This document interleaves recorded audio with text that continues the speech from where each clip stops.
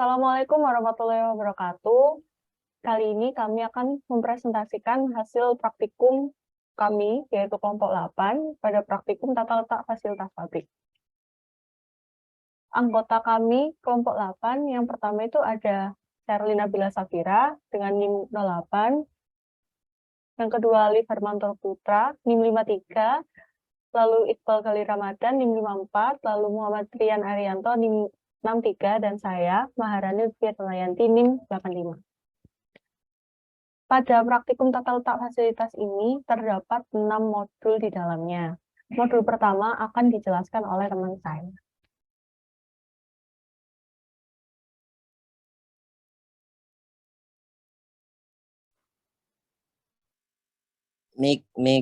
Excuse Oh me, iya, Mic. ya lupa. Modul 1 adalah penentuan tata letak pusat fasilitas, yaitu adalah salah satu faktor yang akan mempengaruhi kinerja dari suatu perusahaan. Pengaturan tata letak fasilitas yang kurang baik akan menyebabkan pola aliran bahan yang kurang baik dan adanya permasalahan pada proses pemindahan barang. Produk, informasi, dan tenaga kerja menjadi relatif tinggi, sehingga akan membutuhkan waktu yang lama dan kurang efisien pada proses tersebut. Lalu, tujuan dari praktikum ini adalah yang pertama adalah mampu memahami dan mengetahui tentang perancangan tata letak pabrik dan fasilitas.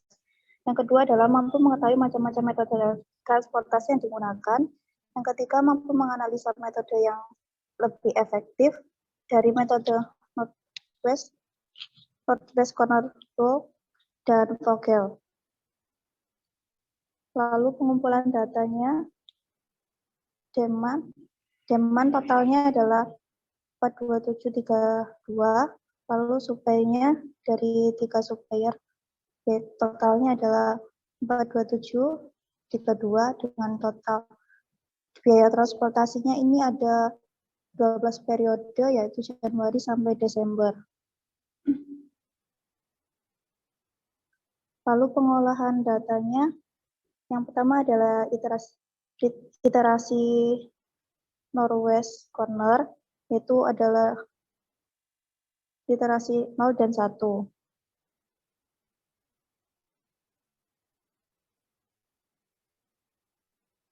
Dari iterasi tadi, terdapat total biaya transportasi dengan nilai Z, yaitu adalah 1.316.866. Lalu, dari iterasi Vogel ada 8 iterasi.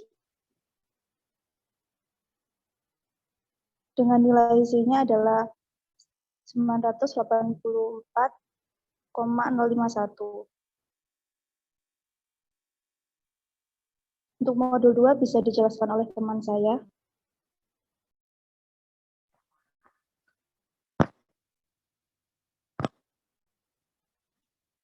Untuk modul 2, yaitu penentuan aliran produk pada pembuatan kursi. Dalam melaksanakan proses produksi, diperlukan perencanaan yang tepat, baik itu persediaan, tata letak pabrik, atau penjadwalan produksi.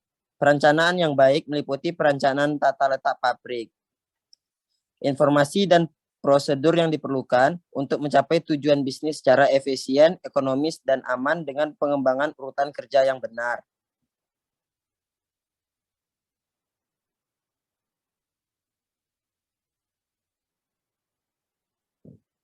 Tujuan praktikumnya, mahasiswa mampu mengetahui elemen kebutuhan bahan baku dalam pembuatan kursi, mahasiswa mampu memahami kegunaan peta proses operasi, mahasiswa mampu memahami tujuan pembuatan presiden diagram.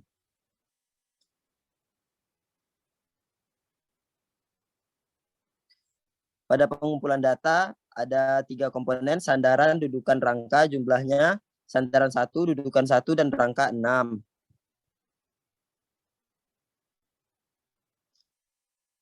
Peta proses operasi, operasinya ada 11, pemeriksaannya ada 7.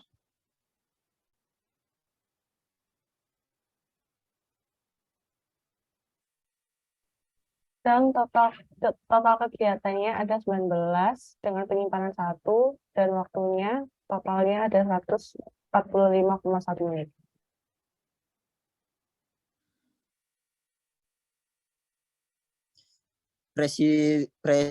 Presiden diagram. Totalnya yaitu 145,1.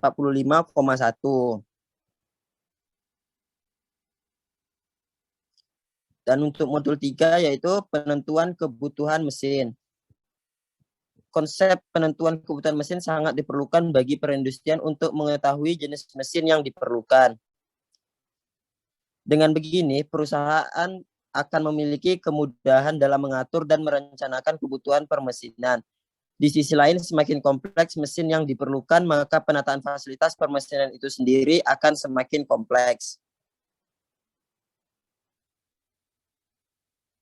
Tujuan praktikumnya mengetahui apa yang dimaksud dengan penetapan kapasitas produksi, hasil perhitungan dari jumlah produk, efisiensi mesin dan jumlah mesin, mampu menganalisa tentang flow proses chart atau FPC.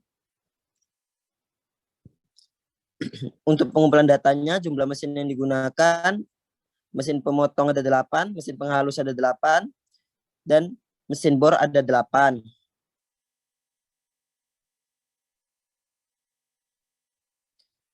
Jumlah produknya, jumlah produk mesin bor totalnya 132 unit, jumlah produk mesin penghalus totalnya ada 135 unit, jumlah produk mesin pemotong totalnya ada 138 unit. Efisiensi mesin, mesin bor 0,87, mesin penghalus 0,87, dan mesin pemotong 0,87.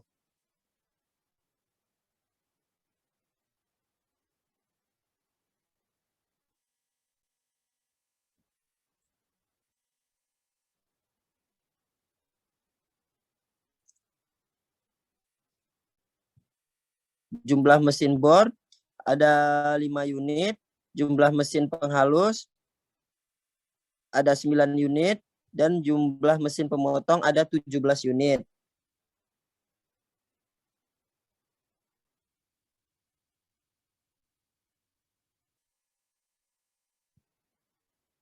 Flow proses chart. Operationnya ada 11, transportationnya ada 19, inspection 5, storage-nya 1, distance-nya atau meternya 45, dan waktunya ada 145,1.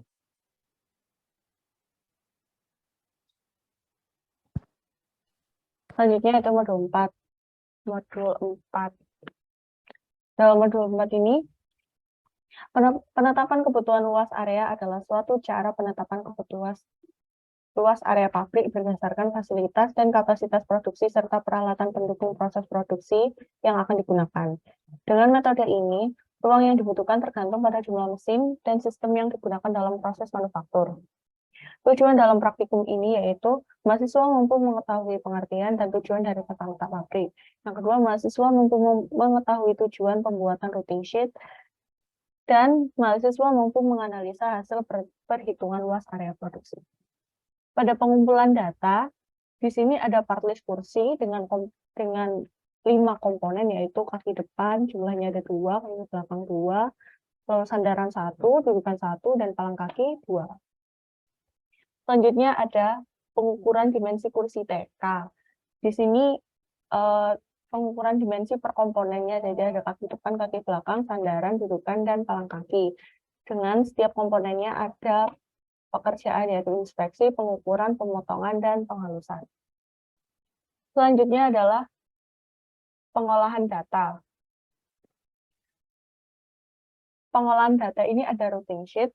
Yang pertama, routing sheet ini terdiri dari ada operasinya ada apa aja, deskripsi komponennya, ada nama mesin untuk peralatan, lalu waktu operasi, kapasitas mesin per hari, persentase scrap, bahan diminta, bahan disiapkan, efisiensi mesin, produk efisiensi, dan juga jumlah mesin, yaitu mesin teoritis dan mesin aktual. Selanjutnya adalah peralatan dan mesin. Peralatan dan mesin yang digunakan adalah meteran, yang kedua gerinda, yang ketiga mesin bor, dan yang keempat adalah mesin jigsaw. Selanjutnya, perhitungan luas area mesin. Perhitungan luas area mesin terdiri dari 3 mesin, yaitu mesin pemotong, mesin penghalus, dan mesin bor. Dengan luas masing-masing adalah 0,88 meter persegi, 0,02 meter persegi, dan 0,04 meter persegi. Selanjutnya, perhitungan luas area peralatan. Peralatan ini ada 3, yaitu mesin pemotong, penghalus, dan mesin bor.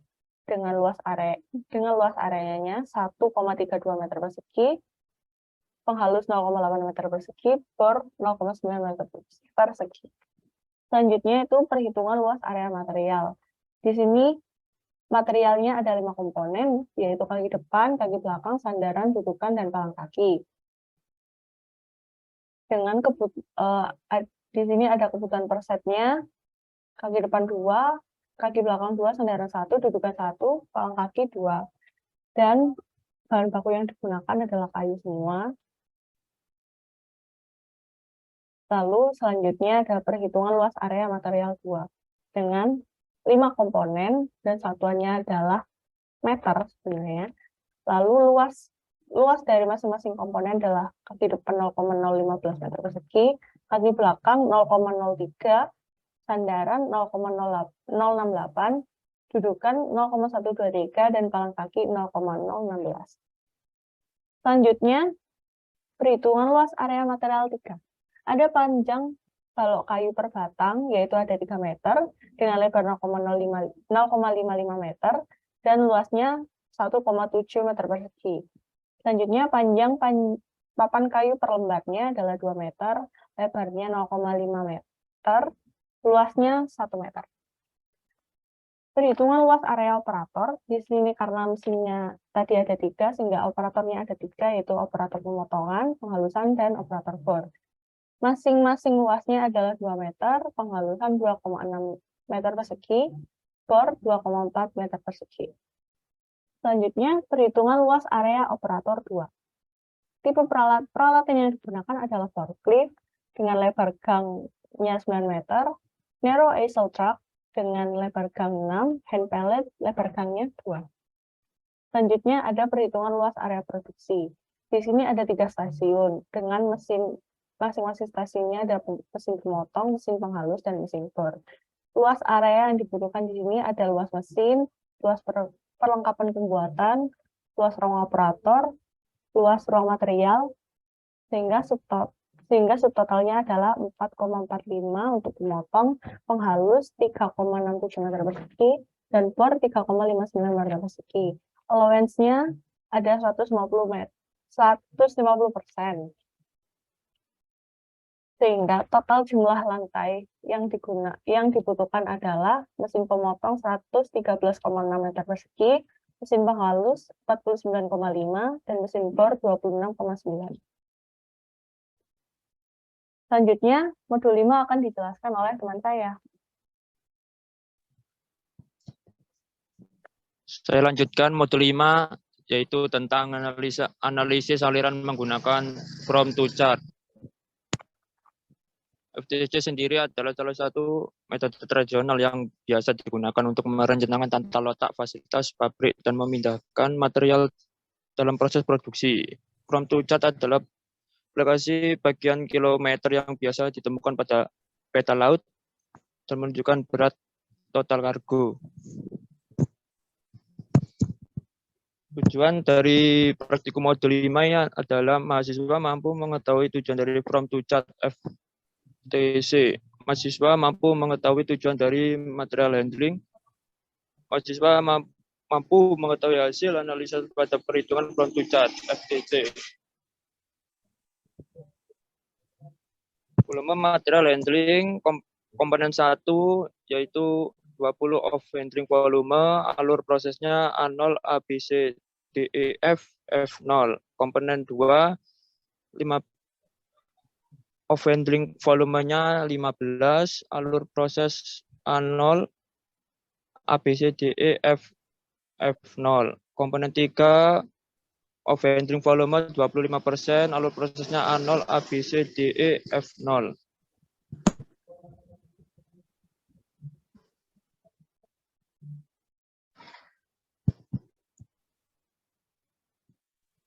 Selanjutnya from to chart. From to chart A0, A, B, C, D, E, F. F0 totalnya 60 semua. Jadi total keseluruhannya adalah 420.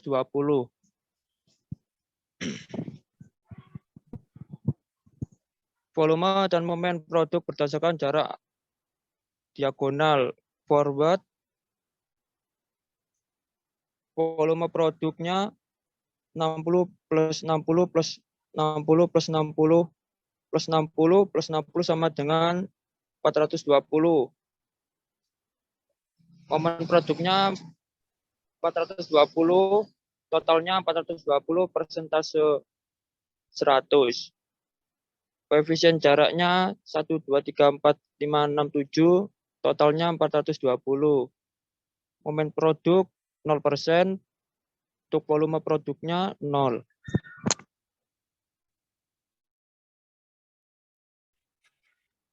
Modul 6 tentang perencanaan sistem material handling pada pembuatan kursi, kegiatan pengangkutan dan pemindahan.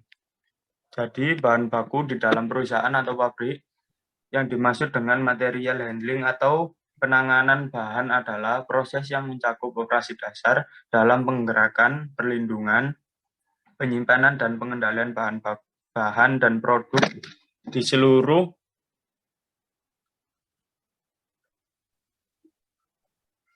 pembuatan, pergudangan, distribusi, konsumsi, dan pembuangan. Proses material handling ini sangat penting karena semua bahan dan produk harus ditangani dengan baik sehingga dapat mencapai tujuan dengan aman dan juga untuk menjaga kondisi dan kualitas bahan-bahan yang ditangani tersebut.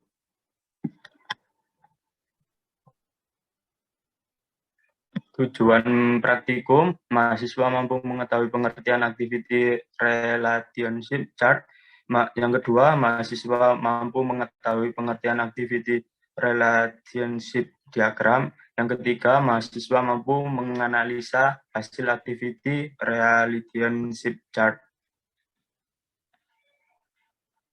Yaitu yang selanjutnya pengumpulan data.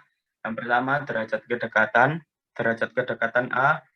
Deskripsi alasan kedekatan mutlak perlu didekatkan dengan kode garis 4 garis merah. Lalu E sangat penting untuk didekatkan dengan kode garis 3 warna orange. Yang ketiga I, deskripsi alasan kedekatan penting untuk didekatkan dengan kode garis 2 warna hijau. Lalu yang O cukup atau biasa dengan kode garis 1 berwarna biru. Yang U tidak penting dengan kode garis tidak ada kode garis atau putih. Lalu yang X tidak dikehendaki berdekatan dengan kode garis yang bergelombang dengan warna coklat. Kode alasan yang pertama yaitu mengurangi jarak jangkauan transportasi. Yang kedua keterkaitan urutan proses kerja. Yang ketiga, menghindari kontaminasi polusi udara secara langsung. Yang keempat, mengurangi ruang area yang berlebih. Yang kelima, kebutuhan ruang area yang luas. Dan keenam, menghindari kecacatan terjadi. Yang ketujuh, tidak berkaitan urutan proses kerja. Yang selanjutnya yaitu Activity Relationship Chart atau ARC.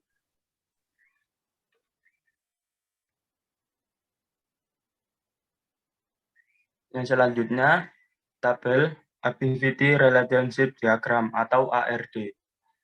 Lalu, tabel Activity Allocation Diagram atau AAD ini didapatkan dari tabel ARD tadi dengan keterangan A0 sama yang berarti gudang bahan baku, A area pemeriksaan, B area ukuran, C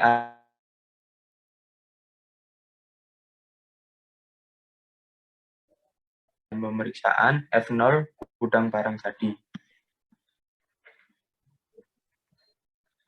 Dimensi kedekatan dengan kode A0, area tata letak pabrik yang digunakan, gudang bahan baku, luas 9 kali 14.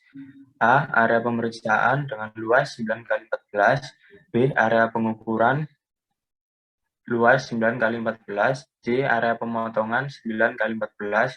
D. Area penghalusan 5 kali 7. E. Area perakitan 14 kali 10. F. Area pengecatan dan pemeriksaan 5 kali 7. F0.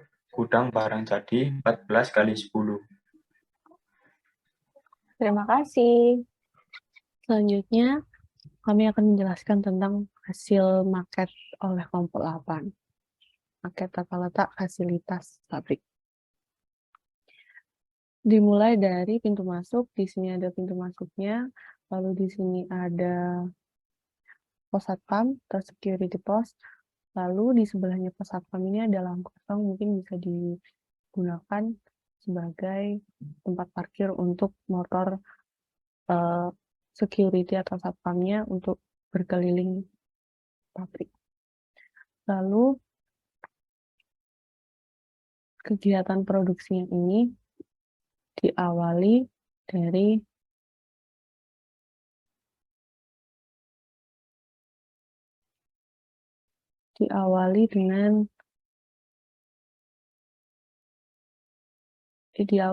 gudang bahan baku. Di sini ada tempat untuk loading bahan bakunya dari truk ke area gudang bahan baku. Nah, di area gudang bahan baku ini ada kayu. Ini ada kayu yang digunakan sebagai bahan baku utama dalam pembuatan kursi. Lalu di sini juga ada forklift dan hand pallet untuk memudahkan dalam memindahkan barang. Di sini juga ada kapar, alat pemadam kebakaran, karena di sini banyak bahan yang mudah terbakar. Selanjutnya masuk ke area pemeriksaan. Di area pemeriksaan ini ada meja yang memudahkan untuk memeriksa kayu-kayunya. Lalu di sini ada hand pallet untuk memindahkan kayu-kayunya. Lalu setelah itu masuk ke ruangan pengukuran. Di ruangan pengukuran ini ada meja yang digunakan untuk mengukur, yang memudahkan untuk mengukur, dan di sini juga di meja ini juga ada meteran, juga ada pensil untuk menandai ukuran-ukuran yang sudah diukur. Lalu di sini juga ada hand palletnya. Setelah itu setelah dari ruangan pengukuran masuk ke ruangan pemotongan. Nah, di ruangan pemotongan ini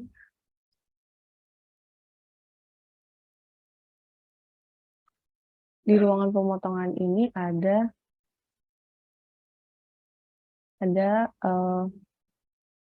alat potong yaitu mesin jigsaw, dan juga ada hand palletnya. Ada kayu dan juga ada hand palletnya untuk memudahkan dalam memindahkan barang. Lalu dari sini, dari pemotongan langsung masuk ke ruangan penghalusan. Di ruangan penghalusan ini ada mesin gerinda yang digunakan untuk menghaluskan barang, menghaluskan kayu. Lalu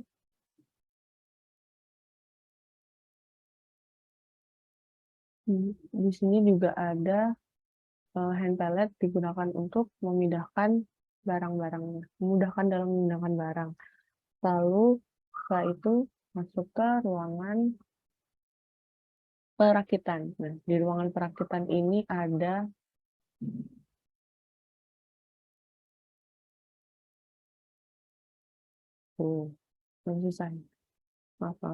Di ruangan perakitan ini ada meja yang di atasnya ada mesin bor. Ini digunakan untuk memudahkan aja dalam merakitnya. Ada mesin bor. Lalu di sini juga ada alat-alat tulis yang digunakan untuk menandai bagian mana yang akan dilubangi dan akan diberi skrup, lalu dirakit. Kemudian dari situ langsung masuk ke ruangan pengecatan. Di ruangan pengecatan ini ada cat, ada rak cat, lalu ada kuas, digunakan untuk mengecatnya. Jadi di sini ngecatnya masih manual, jadi masih pakai kuas. Lalu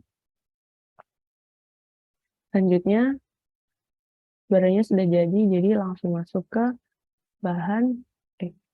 gudang bahan baku. Gudang barang jadi. Ini ada gudang barang jadi, lalu ini ada hand pallet untuk memudahkan dalam memindahkan barang.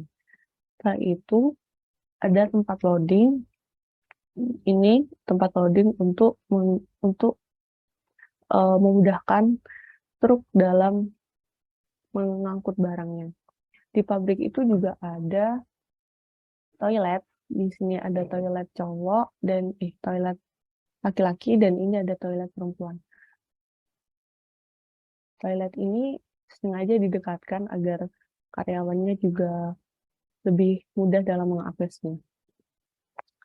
Selain itu, di pabrik ini juga ada parkiran. Ini ada parkiran mobil untuk karyawan dan juga tamu yang datang. Lalu di sebelah sini, ini juga ada lahan kosong yang bisa digunakan untuk parkir truk yang akan loading. Lalu di belakang pabrik, ini ada lahan parkir untuk motor para karyawannya. Jadi biar memudahkan, sengaja ditaruh di belakang biar memudahkan karyawannya juga. Lalu di sebelah sini ada tempat parkir, lahan kosong juga bisa digunakan untuk parkir truk-truk yang akan loading.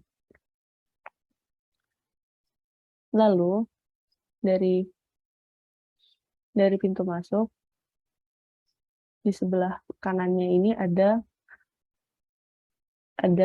lahan parkir untuk para staf kantornya dan juga untuk para petinggi perusahaannya. Lalu di sini juga ada kantor yang digunakan untuk staf kantornya sama petinggi perusahaannya kerja. Di sebelah kantornya ada taman, lalu di sebelah taman ini ada musola untuk karyawannya beribadah, dan di sebelah musola ini ada kantin untuk karyawannya beristirahat. Lalu di pojokan ini, di paling ujung, ini ada tempat sampah. Sengaja ditaruh di paling ujung belakang karena agar tidak mengganggu yang lain. Lalu di sebelahnya ini ada lahan kosong, dan lahan kosong ini bisa digunakan untuk truk-truk sampah yang biasa mengangkut sampah ini keluar. Sekian penjelasan saya mengenai hasil maket yang dibuat oleh kelompok 8. Kurang lebihnya mohon maaf. Wassalamualaikum warahmatullahi wabarakatuh.